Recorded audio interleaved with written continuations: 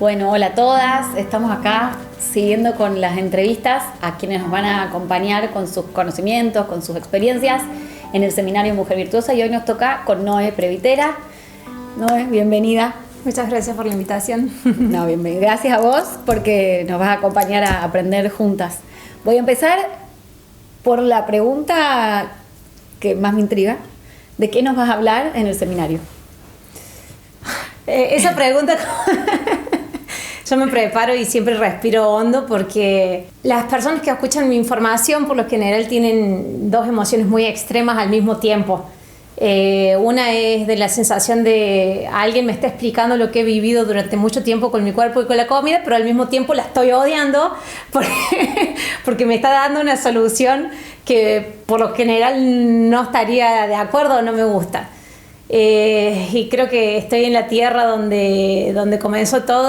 Argentina es el segundo país en el mundo con trastornos de conducta de la alimentación, específicamente trastorno por atracones.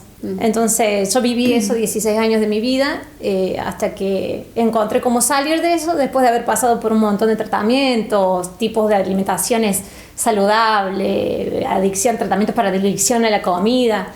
Entonces, bueno, salí de eso y termino escribiendo 2 libros. Y toda esa introducción para decirles eso, que les voy a estar hablando sobre comportamiento con la comida, que no tiene nada que ver con lo que hemos escuchado toda la vida, que nutrición, alimentación saludable, lo que deberíamos y no deberíamos comer. No, vamos a hablar lo que nos duele de nuestro cuerpo, de lo que nos duele habitar nuestro cuerpo, cómo se ve nuestro cuerpo y en consecuencia cómo nos ha hecho comportar más a las argentinas obsesivamente con la comida, esconder esa obsesión debajo de estilos de vida saludable para después cargar durante años comportamientos compulsivos y de descontrol con la comida escondidas. De eso voy a hablar. Tranquila. Es re difícil. Bien. ¿Qué te lleva, en qué momento de tu vida te diste cuenta que querías compartir estos aprendizajes o estas experiencias o este dolor? Porque no es fácil hablar desde el dolor propio, ¿no? Y compartirlo con los demás. ¿Qué te llevó a querer compartir esto? Cuando yo me recupero, que no fue una recuperación linda, la recuperación fue, la vida me arrinconó y no me dio otra opción, yo lo voy a contar bien, pero escribo un libro, mi primer libro, consecuencias de la experiencia que yo tuve y dije, mira, al final, por acá curé por la opción que menos me hubiera presentado, que nunca nadie me presentó en realidad, y que menos me hubiera pensado que era posible, por acá me curé. Entonces escribo un libro, ese primer libro se llama Mi cuerpo sin reglas, y lo comunico en redes sociales, hago el lanzamiento del libro, pero básicamente creía que ahí iba a quedar todo y que mi libro se iba a ir vendiendo, la editorial me iba diciendo, se vendió un libro, 2 libros tuyos, y me iba a continuar con mi vida haciendo otra cosa. Pero al mismo tiempo lanzo el libro y a los 2 meses, 3 meses viene la pandemia. Yo estaba viviendo ya en Brasil, ya me había ido a Brasil y empieza toda esta locura de los vivos, en Instagram y compartir un montón de contenido. Al mismo tiempo un montón de gente que empieza a leer mi libro y a conocer de mi información y me empezaron a invitar un montón de nutricionistas. La primera que me invitó de México, también Sara Marcos, con la que hicimos el podcast Come Punto 5 años, y me empezaron a invitar diferentes personas a hablar sobre el libro. Y en esto de que empezaron a salir personas de, no, leí el libro, ahora necesitamos acompañamiento, necesitamos un curso. Bueno, estábamos en pandemia, hice un curso, es más, los primeros cursos que yo hacía eran todos gratuitos. Hice un curso, invitaba a la gente y bueno, ese curso se transformó en otro curso y se transformó en material y se transformó en otro libro y se transformó en un montón de otras cosas y hace 6 años que estoy con eso. Bueno, y ahora vamos a preguntarte quién sos. Contame de tu formación, contame cómo llegaste a poder comunicar todo eso que viviste. Bien, mi formación original en realidad que respondía al mismo trastorno que estaba viviendo o desorden que estaba viviendo con mi cuerpo y la comida, que lo viví desde los 14 años. Yo soy licenciada en kinesiología y fisioterapia y mi especialidad había sido siempre en rehabilitación deportiva porque tuve un gimnasio durante 10 años, entonces utilizaba esa carrera como para yo misma administrar y trabajar en mi gimnasio y atender gente.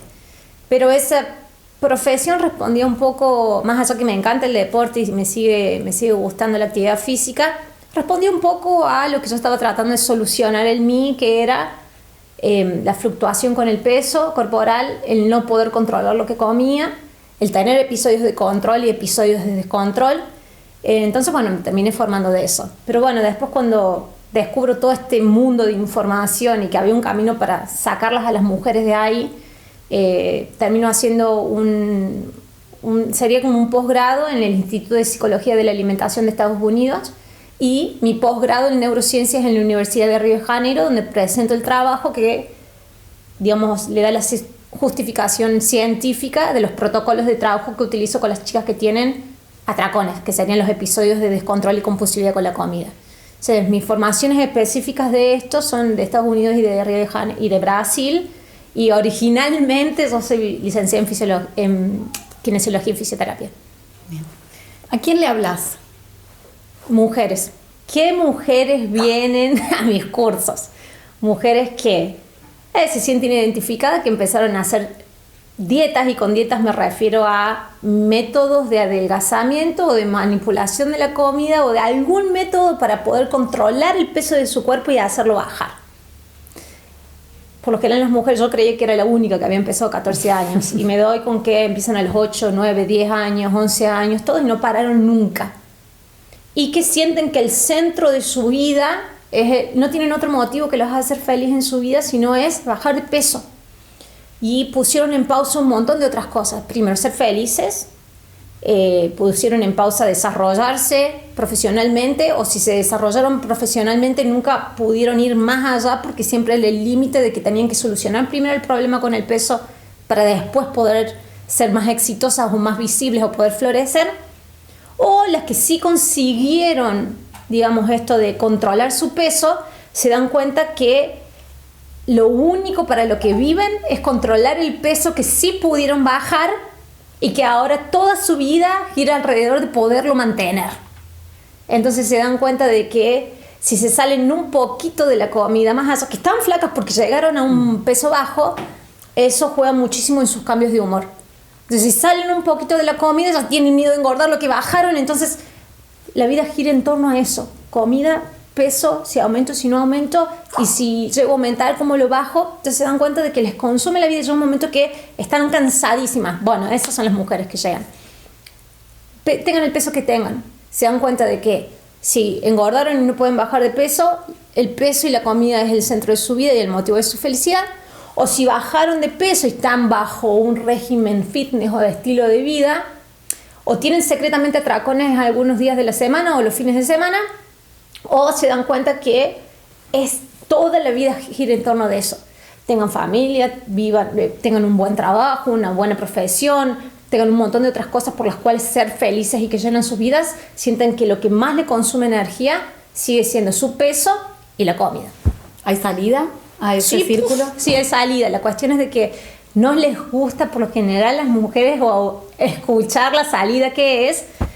Es por eso que por lo general hay esta tendencia, analizándolo con mis agencias de marketing y todo que he trabajado, la mujer conmigo por lo general o cae rendida mi información o se irrita un montón que hasta me bloquea y después me vuelve a seguir y se pasa 1, 2, 3 años escuchando mi información, mientras tanto tratan de seguir solucionando con los métodos que ya conocen hasta que se dan cuenta, no, me parece que esta chica que está hablando, que me dio bronca al principio lo que dijo, tiene un poquito de razón, entonces lo voy a tener que escuchar ahora. ¿Había alguna verdad? Hay salida. Hay salida. Nos contás que hay salida a este conflicto, que hay salida a este círculo, ¿no? Me suena como un círculo que inicia. Y se extienden por muchos años. Eso es lo que tiene, que solamente la que lo hemos pasado sabemos la cantidad de años que esto se extiende. No se va solo. Me gustaría pensar en este momento, porque creo que lo que intentamos ofrecer es esto, ¿no? Mostrar dónde está el cartel, las salidas por acá. ¿Por dónde? ¿Por dónde se sale? No es fácil esto, escucharlo, así que prepárense. Vas a decir. Para odiarme, se me tienen que preparar para odiar. Si alguien se sintió identificada en estos dos casos que digo, de la que está con el mayor peso de su vida y está en descontrol con la comida, no puede bajar más, y su único motivo de felicidad es adelgazar, o la que adelgazó pero tiene atracones escondidas y toda su vida gira en torno al cuerpo y al peso y todo, y no puede perder el control, o ella pierde el control pero no lo dice con nadie.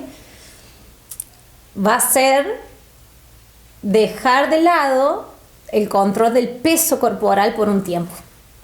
Y eso da muchísimo terror a las dos partes, a la que está en su máximo peso como la que está intentando mantener un peso bajo, y eso se volvió el terror de su vida también. ¿Por qué? Porque en esto de que intentamos controlar el peso, generamos cortocircuitos neurológicos en las funciones de adaptabilidad natural que tiene el peso. El peso puede controlar la temperatura de tu cuerpo. Imagínate si vos tuvieras que regular el termostato del cuerpo cada vez que hay frío afuera o calor afuera. Un poquito más exagerado, imagínate si vos le tuvieras que recordar a tu sistema nervioso que tiene que tener 70 palpitaciones o pulsaciones cardíacas por minuto, o 60, y cuando vos te moves un poco lo tenés que ir ajustando te volverías loca, ¿no? Eso es lo que pasa con las mujeres que tratan de controlar todo el tiempo su peso corporal. Llega un momento que ese cansancio emocional que tienen, que después también lo traducen a cómo comen, tiene que ver con intentar controlar algo que no tiene que ser controlado por nosotras, tiene que ser acompañado por nosotras. Y sí, se puede llegar a un muy buen equilibrio. La cuestión es de que si querés sanar esa obsesión que tenés con la comida, tenemos que ver el origen de todo, que es la obsesión por controlar y el miedo que tenés de tu cuerpo en consecuencia.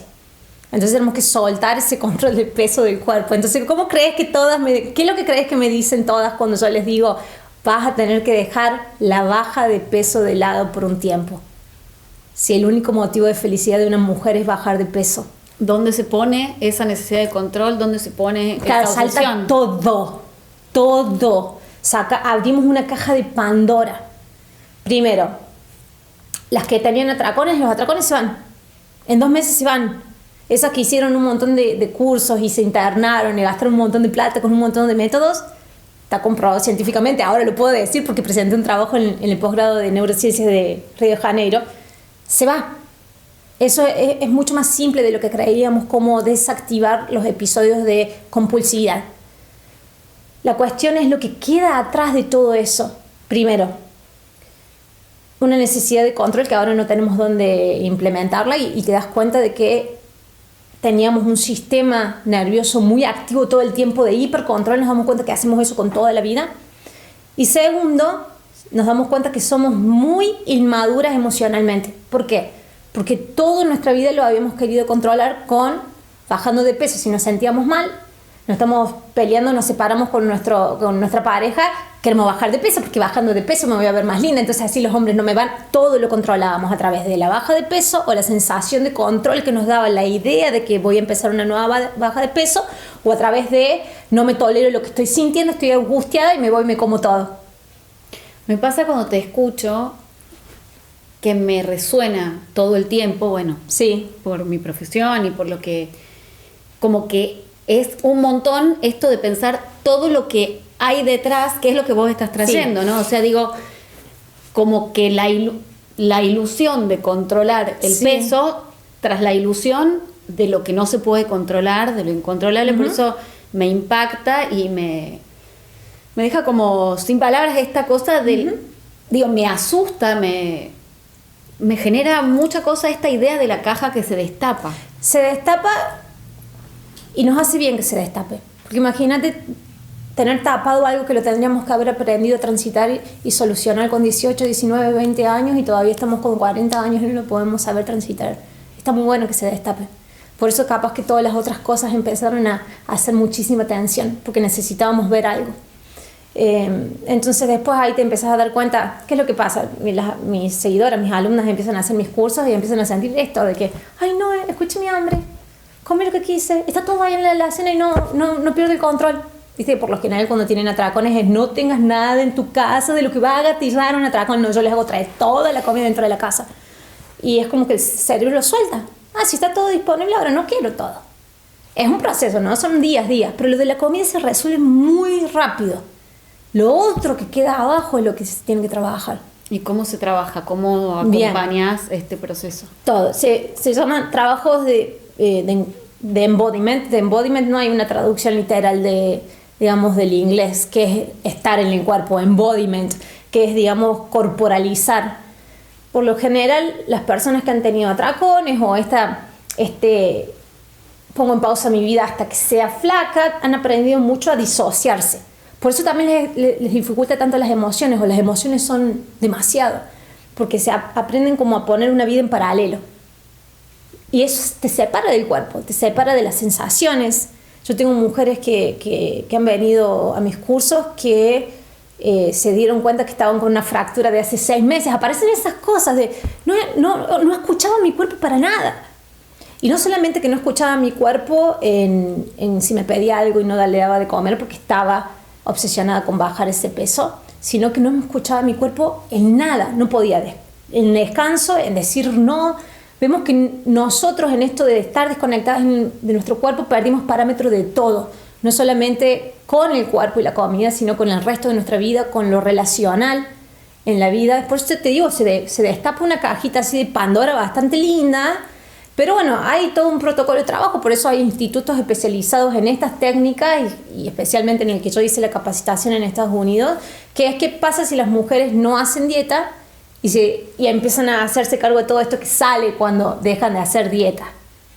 Entonces, bueno, es un procesón. Es un procesón, exacto. Quiero como hacer un salto para atrás, pensando, digamos, vos nos estás hablando y nos estás contando de un resultado de algo que se gesta en algún momento y que va dando lugar a esta estructura, a esta manera de funcionar, a esta manera de vivir. ¿Podés identificar qué es lo que da lugar, qué es lo que lleva a entrar en este modo? Digo, pensando en que somos esta misma generación que está curando el haber crecido con estos modelos o con estas ideas creo que va mucho más allá de un modelo, ¿no? De un mandato. Me parece que va, bueno, esto es una manera de hacer frente. Pero ¿podés identificar qué da lugar a esta estructura, a esta manera de procesar, a esta manera de enfrentarse? De haber caído, digamos, de caer, algo claro, del inicio. Entender esto, que es lo que ocurre en la vida de las personas que determina que después caigan en este tipo de comportamiento obsesivo-compulsivo con la comida y con el peso corporal. Desde lo tradicional sí se puede decir de que hay algún tipo de antecedentes. Si nosotros nos vamos a lo que no es lo que es desorden, a lo que es trastorno ya, el extremo, digamos, de lo posible en cuanto a comportamiento con la comida. Dentro de trastornos, que es lo que llamamos anorexia, bulimia y trastorno por atracones. Sí hay un como alto índice, capaz que 50-56%, lo último que había leído, de algún tipo de trauma. Pero yo no estoy hablando de los trastornos, ese porcentaje, un 5-6% que está en el límite del espectro del comportamiento con la comida. Yo estoy hablando de lo que es normal, lo que no llega a ser trastorno. Por eso se perpetúa por años. Sí, hay un corte de personalidad.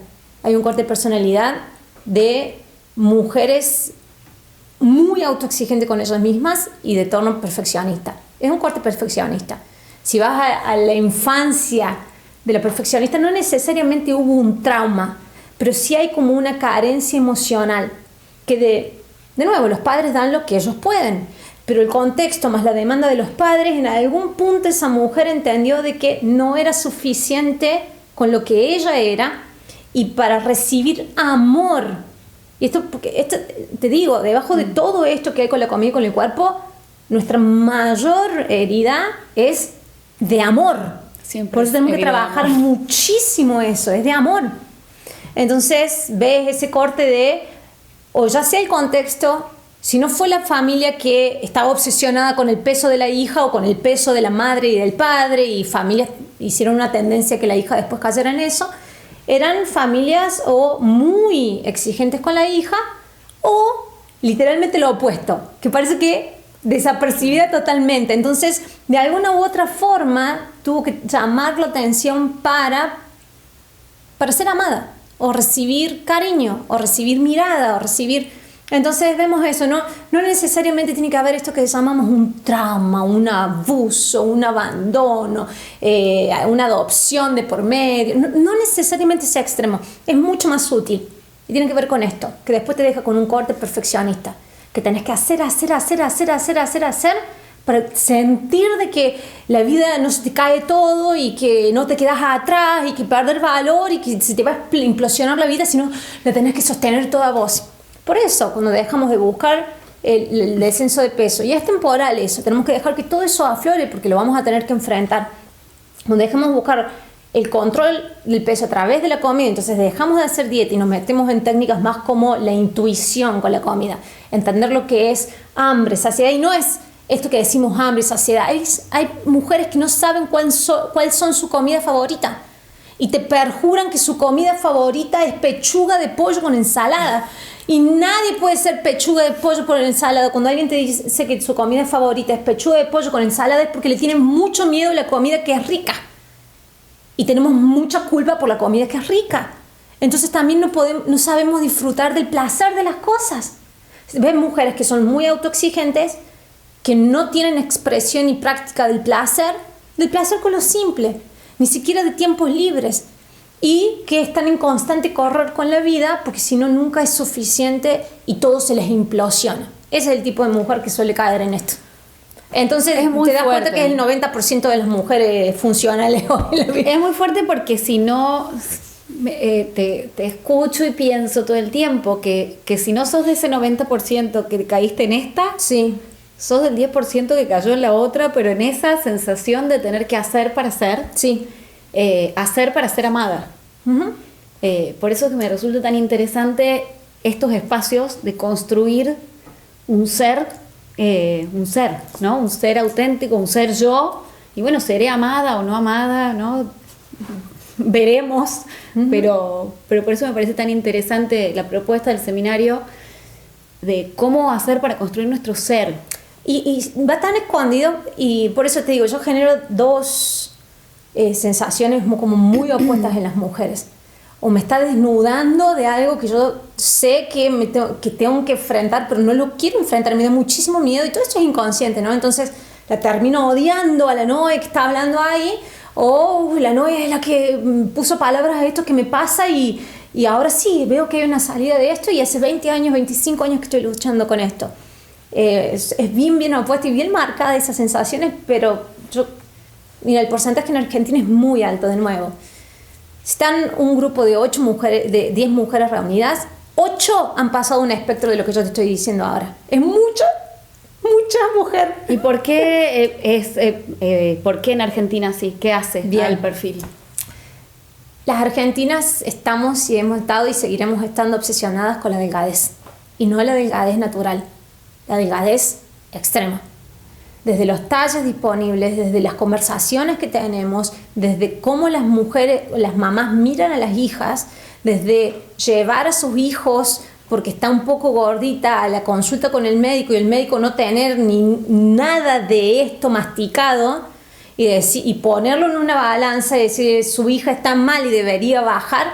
Tenemos mucha tendencia a repetir eso. Por eso nuestros porcentajes no son casualidad, ¿no? Si somos el segundo país con trastorno de la dismorfia corporal, atracones, bulimia y anorexia, es porque hay una gran inclinación social a que las mujeres entren en eso. ¿Cómo se diferencia o cómo entra en esta perspectiva el tema de la obesidad o el exceso de peso no saludable, digamos, ¿no? Los problemas de salud referidos al exceso de peso? Según los estudios que he hecho yo, en Latinoamérica, y esto lo presenté en posgrado para el trabajo final, en Latinoamérica, del 100% de los programas, de los que están encuestados, ¿no?, para baja de peso, con personas que tienen problemas teóricamente en el percentil de sobrepeso, según el índice de masa corporal, y obesidad, según el índice de masa corporal, 70% en realidad tienen problemas de descontrol y desconexión corporal. Y si decimos que ese problema de desconexión y desconexión corporal y compulsividad con la comida está agravado por los intentos de baja de peso, ¿qué están haciendo adentro de un programa de baja de peso aún cuando tienen obesidad y sobrepeso? ¿Lo va a solucionar un programa así?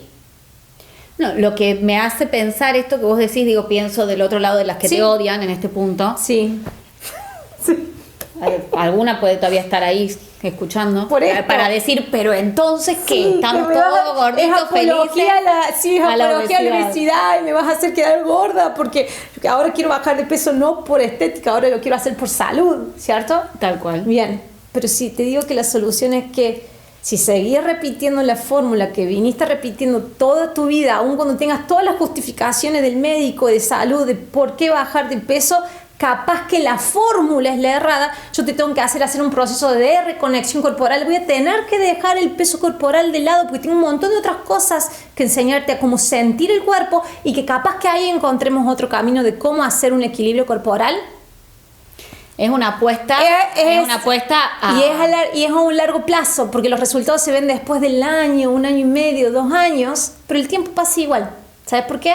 Seguir haciendo lo que teóricamente te dicen para bajar el peso ahora en 6 meses, en 7 meses y después hacer un rebote en 1 año, y los 2 años que hubieras pasado conmigo van a pasar igual.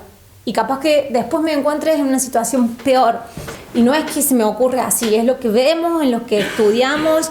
Cuando yo tengo un relevo de más de 3.500 mujeres de las que se acercan a mi información después, no la primera vez que la escucharon, sino después de 2 y 3 años.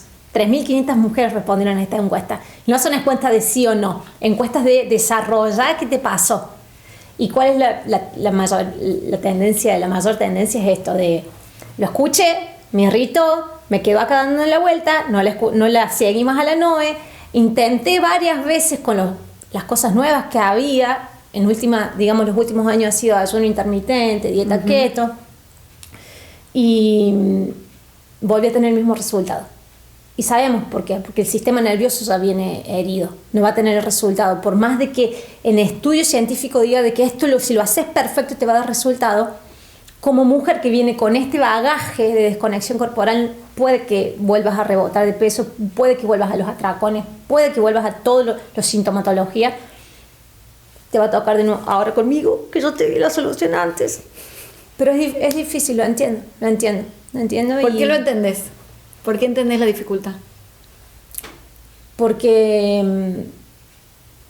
anda a decirle a una mujer que te engordó 20 kilos que no es mentira que la amiga la mira diferente cuando se presenta ante la amiga. Anda a decirle a una mujer que engordó 20 kilos y es lo más importante para ella en su vida, que no, los hombres la miran igual, o que en el trabajo no están hablando de ella. O el papá le está diciendo, che, mira, engordaste, ¿querés que te ayudamos a hacer o te pague para la bariátrica? Y que eso a ella no le quiebre el alma. O sea, es re difícil. Primero, si es el primer valor que tienen de felicidad de esa mujer. Y segundo, y más en una sociedad como la Argentina, que no salga afuera y que todo el mundo... Las miradas son diferentes, nosotros lo sabemos. Nosotras mismas miramos a las mujeres diferentes si engorda o no. Está dentro de nosotros, está dentro de nuestro ADN. Pero es el proceso de más madurez que viven las mujeres después cuando te lo cuentan. Dice, cuando yo pude dejar el peso corporal de lado y verme a mí y valorarme por otras cosas y entender lo que es apreciarme a mí, no lo cambié por nada. Ahora sí entendí por qué me haces, Noelia, capaz que quedarme en el peso que estaba aún cuando odiaba y era el máximo y era incómodo y se me sentía el rollo cuando me sentaba y no podía atármelos. Y el médico me decía, bajar de peso, y vos me decías, no, espera ahí, que las cosas se van equilibrando. Es una lucha constante que tengo, por ejemplo, con los señores médicos, que ahora tengo aliados, ¿no? Ahora tengo médicos que me recomiendan, ahora tengo psiquiatras que me recomiendan, tengo psicólogas que mandan a sus alumnos que tienen, a sus pacientes que tienen atracones conmigo, porque han entendido otra cosa, y eso también me tocó hacer, difundir información que yo no creía que me iba a tocar hacer eso, y tratar de educar con esta información a los otros profesionales de la salud. Yo no sabía que me iba a tocar esa mochila. Y no es fácil porque me tuve que acostumbrar a recibir comentarios horribles de profesionales de la salud. Y eso también era duro para mí como creadora de contenido, como alguien que solamente estaba tratando de ayudar a las mujeres a salir de algo que a mí me costó salir hasta que yo encontré la información. Hacer que esa mujer encuentre la información más fácil. Y recibir toda esta retalia, digamos, de negatividad de profesionales de la salud es difícil. Lo que pasa es que es difícil traer un discurso rupturista y diferente. He pasado crisis y me canso. A veces como, no quiero saber más nada de esto. Me dedico a algo fácil. Pero después siguen llegando chicas y mujeres y te dicen, no, me cambiaste la vida, o yo no quería vivir y acá estoy viviendo, entendí cómo vivir. Tengo mujeres con pensamientos suicidas y a ellas capaz que por ellas sigo haciendo esas cosas. ¿Esto qué hago? Te escucho de vuelta todo el tiempo y me resuena lo universal que es lo que estás planteando. De vuelta. Quizá me toca a mí pensarlo no solo desde la comida, que quizás vos lo enfocás como más así, pero yo lo escucho en todos los ámbitos, ¿no? Una mujer que se está separando y que de repente su vida cambia y de repente ya no está más en el estatus de ahora soy esto, alguien que, qué sé yo, que pierde, ¿no? Algo que la define y que de repente, ¿y ahora qué soy si no soy esto? ¿No? ¿Y dónde pongo mi energía? Si no tengo ese hacer, ¿no? Digamos, me resuena mucho esto que estás diciendo y me parece súper universal. O sea, entiendo que vos lo estás planteando como desde algo que nos atraviesa, porque la comida nos atraviesa, porque lo nutrien, porque el ser habla de la maternidad, de la feminidad, ¿no? Hay como un montón de cuestiones que seguramente se juegan en torno a esto, pero me parece súper súper universal, ¿no? En el sentido de la... Pienso, y a ver si esta palabra, si es correcta, ¿no? Pero de la aceptación, ¿no? Y es difícil también hablar de aceptación, y esto también son estudios que presenté para la capacitación que hice en Estados Unidos, de lo que la mayoría entiende como aceptación. Por lo general, una mujer que tiene una tendencia perfeccionista, que es muy autocrítica, la palabra aceptación le resuena en su interior, en su psique, como resignarse, conformarse y ser una dejada toda la vida o una vaca toda la vida, y no tiene nada que ver con eso. La aceptación es literalmente reconocer esta parte de nosotros que es muy autohumillante, que nos habla con ese discurso autohumillante dentro de nuestra cabeza, para sacarla esa, ponerla de lado, saber que está presente siempre, que va a estar presente, pero empezar a ver, ¿es esto lo que tengo ahora? Si yo me odio lo que tengo ahora, no hay forma que, si yo lo repito al odio diariamente, este camino que me está llevando el Congo belga me lleva a Miami. No me va a llevar a Miami. Porque para yo llegar a una sensación de apreciación en el presente y de bienestar, yo tengo que aprender a literalmente ver las cosas que sí tengo a favor y las cosas en las que sí soy buena, más allá de las cosas que hoy no me gustan de mí. Me tengo que poder mirar al espejo, más allá que no esté en el peso que me gusta y en la situación en que estoy, y que eso no me destruya, sino que llegar al punto de decir, Noé, me miré al espejo, yo estoy muy consciente que no me gusta del todo lo que veo al espejo, es más, hasta me da esa sensación de asquito, Noé, y te podría decir todas las cosas horribles que capaz que le hubiera dicho a ese reflejo, pero ¿sabes qué? Prefiero no caer en ese pozo donde yo me autoflagelo con mis palabras.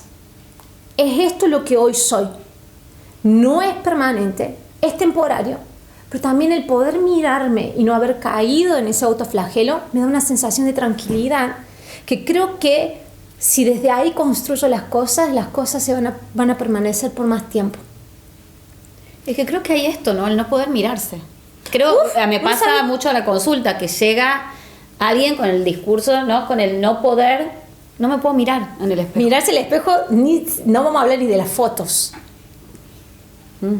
Hacer las pruebas, hacer las pruebas sociales. Yo que tengo la oportunidad de hacer esas pruebas sociales, porque todas mis alumnas vienen con esto, de saqué una foto y mira, las van a ver en la pantalla gigante, y todos hacen preparándose para ver, quizás su cerebro va a escanear todo lo horrible que ven en la foto. Es el 95% de las mujeres. El otro 5% es o que viene con un trabajo muy grande en cuanto a la percepción de su imagen corporal, o está en un estadio, digamos, de que pudo llegar a un cuerpo que es lo esperado que las mujeres tengamos toda la vida.